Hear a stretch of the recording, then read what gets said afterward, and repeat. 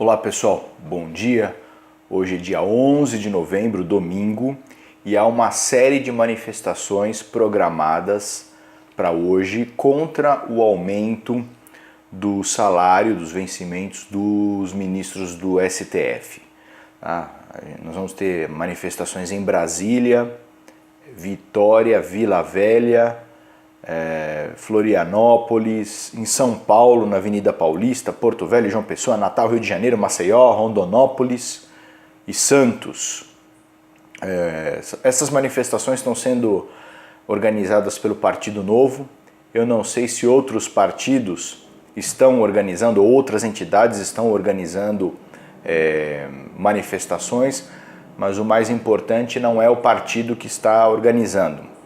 O mais importante é que os brasileiros se unam contra esse aumento, não só pelo efeito financeiro deletério, prejudicial que ele vai ter nas contas públicas em função do efeito cascata, mas principalmente pela questão da moralidade.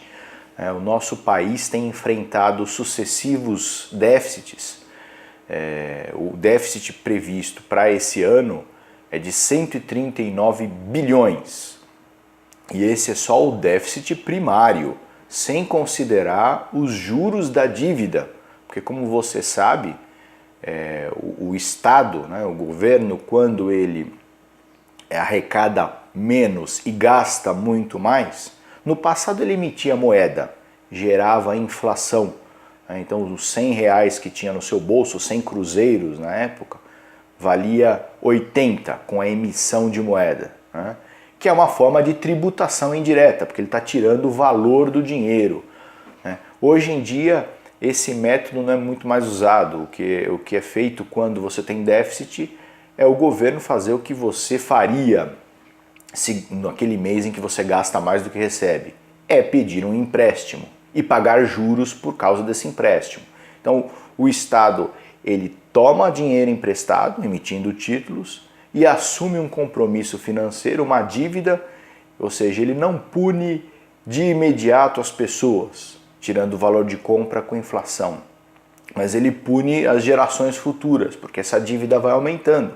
E se o déficit de 2018 está previsto para ser 139 bilhões sem os juros, com os juros, que eles estão estimando mais de 300 bilhões, isso vai para perto de 500 bilhões de déficit nominal.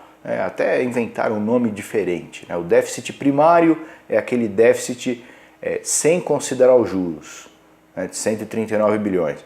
E o déficit nominal é aquele com os juros, que a coisa vai para a estratosfera. Então, um absurdo esse aumento do salário dos ministros do STF, que já estava aprovado desde 2016 na Câmara, e agora em agosto o projeto veio do STF, ou seja, o próprio STF que propôs esse aumento. Fazer justiça aqui a 4 ministros, as 2 mulheres. As mulheres parece que sempre com um pouco mais de consciência do que os homens, sem desprezar os homens aqui, mas a Carmen Lúcia e Rosa Weber votaram contra essa proposta de aumento. E o Fachin e o Celso de Mello também, 2 ministros que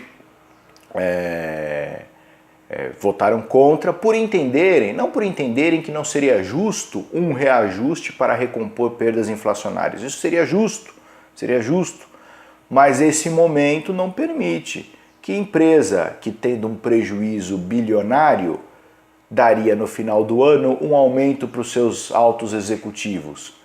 Isso não é uma forma de responsabilidade, Mas infelizmente a Constituição Federal diz que o presidente deve sancionar ou vetar aquela decisão do Congresso, está no artigo 48, e parece que o Temer vai sancionar isso daí. É interessante quando a gente estuda a Constituição, eu até recomendo que você o faça, dá uma olhadinha ali no artigo 48, tudo que o Congresso Nacional pode decidir, pode deliberar, a competência do Congresso Nacional com sanção do presidente, ou veto. E no 49, aquilo que os deputados federais e senadores, né, o Congresso Nacional é isso. O Congresso Nacional é Câmara dos Deputados e mais Senado. São duas câmaras legislativas. No 49 diz o que eles podem fazer sem sanção do presidente, sem autorização, sem aprovação do presidente.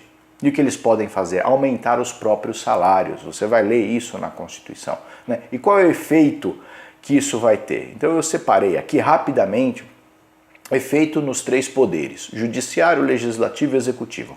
No judiciário, de imediato, ministros de tribunais superiores, tá, como o TSE, TST, STJ, ganham 95% do salário dos ministros do STF. Portanto, aumentando o salário dos ministros do STF, todos os ministros de tribunais superiores também terão o salário aumentado. Tá? Descendo aí para os tribunais de justiça, os desembargadores, tá, por força de dispositivo constitucional, ali artigo 37, inciso 11, os desembargadores ganham 90,25% do salário dos ministros do STF. Então o salário dos desembargadores também vai aumentar. Esse que é o efeito cascata. Você não aumenta só o salário dos 11 ministros do STF. Embora eles digam, não, isso não vai prejudicar o orçamento do STF, porque nós vamos tirar de outras coisas para cobrir essas reposições, né? Talvez vai tirar ali da TV Justiça ou de outras despesas, tal. Mas qual é o efeito que isso tem em todo o orçamento, né? Em toda a despesa, né? E no legislativo? No legislativo, os senadores e deputados federais, por força do artigo 49, eles têm essa competência de definir, de decidir qual vai ser o salário deles, tá certo? E imagine qual é o salário que os deputados federais e senadores decidiram para si. Quanto que ganha um deputado federal? Quanto que ganha um senador? Eles já decidiram que ganham o teto, o limite, que é 33.700 e pouco, que hoje é o salário dos ministros do STF, que vai aumentar para mais de 39 mil. Tá? Os deputados estaduais têm um salário definido pela própria Assembleia Legislativa de cada estado, mas limitado a 75% do salário dos deputados federais. Então, os deputados federais, com esse aumento do STF, eles vão poder definir para si mesmos um aumento para 39.700 e pouco. Né? E os deputados estaduais poderão fazê-lo também, né? Até 75%. Estou falando agora do legislativo. Os vereadores, dependendo do tamanho do município, se for um município pequeno, de menos de 10 mil habitantes, o limite de salarial do vereador é de 20% do salário do deputado estadual. Mas esse limite ele é crescente, né?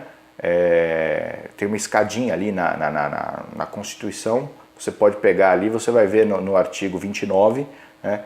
Até cidades grandes como São Paulo, as grandes capitais, o limite é 75% do salário do deputado estadual. Então perceba como isso vai aumentar. Né? O salário do governador, por exemplo, o limite é o salário do ministro do STF. Em alguns estados, como por exemplo São Paulo, o governador ganha R$ 22.300, que acaba virando o limite de todo o executivo estadual.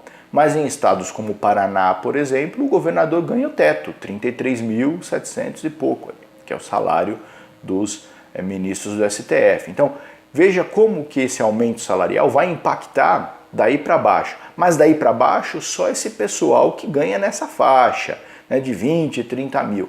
O professor que ganha R$ 2.000, R$ 1.500 não vai ser beneficiado com esse aumento. Então, falar que é uma cascata é, na verdade, uma cascata no outro sentido da palavra, porque a cascata é aquilo que vem de cima para baixo. E esse só fica lá em cima, só afeta quem ganha muito. Vai afetar juízes, promotores, aquele pessoal que no contra-cheque recebe ali o abate-teto, né, que ganha mais do que o teto e por força de dispositivo constitucional o salário bruto é limitado ao teto, esse pessoal vai ter um aumento significativo aí, tá certo? implicando, claro, em despesas para a fazenda pública, para os cofres públicos e implicando em maior desigualdade, porque quem ganha mais no setor público vai ganhar ainda mais e quem ganha pouco não vai ser beneficiado com esse reajuste, tá bom? Curta aí o canal do Coruja Legal, a gente está sempre tentando passar informações para vocês, baseado na lei, na Constituição. Todas as quartas-feiras temos a nossa aulinha de direito, tá certo? Curta, compartilhe e assine o sininho se você estiver no YouTube para receber as notificações. Um ótimo domingo para vocês e bora lá! Hashtag não ao aumento. Um beijo para todos.